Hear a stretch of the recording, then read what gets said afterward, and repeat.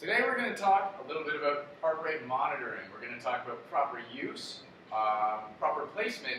We're going to talk about the purpose, and then we're going to touch on some heart rate zones and treadmill stuff. So we'll say safe use, safe entrance, safe exit.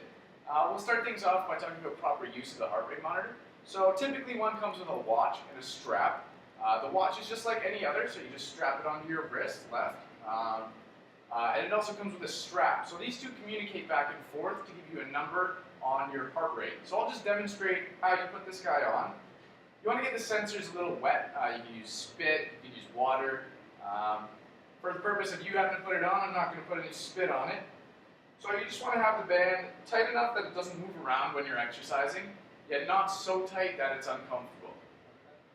Strap it slightly to the left, right where your heart is, and you should pull your shirt down over top.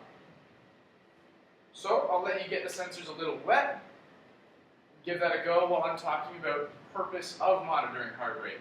So we would want to monitor heart rate to determine what zone we're training in. Now, by zones, I mean whether we're aerobic, whether we're anaerobic, and we can also even see if we're sick just by monitoring heart rate. So I'll talk to you a little bit about the zones. First one is probably the most important, the endurance training zone. Now this is 50 to 75% of your heart rate max. Now you would be working in an aerobic type setting here. The next is stamina. In stamina we're going to be going from 75 to 85% of your heart rate max. Stamina, you're still aerobic, but you're getting a little closer to that threshold. In the next one, economy, we've crossed over that anaerobic threshold, so now we're working without oxygen. You're burning primarily carbohydrates as opposed to fats in the other two zones. Next, and finally, we have speed.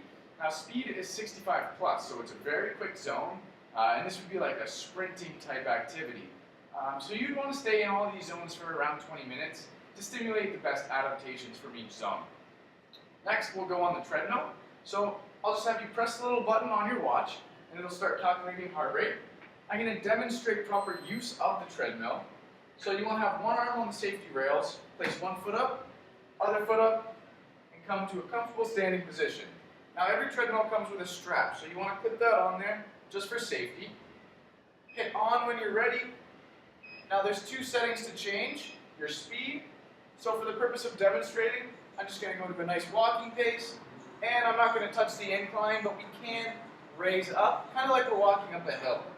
So on a treadmill, you want to be looking forward, unlike I am now for demonstrating purposes.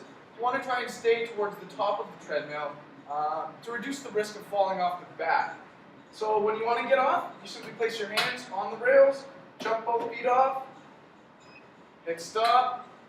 They want to wait for the treadmill to come to a complete stop before you unclip yourself, and one arm, step down, all good.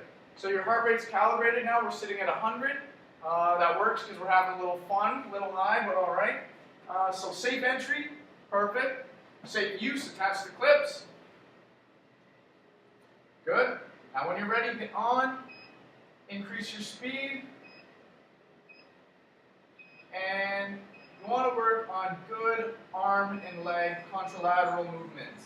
This is just the most effective way to walk. So you can, if you want, practice that safe exit.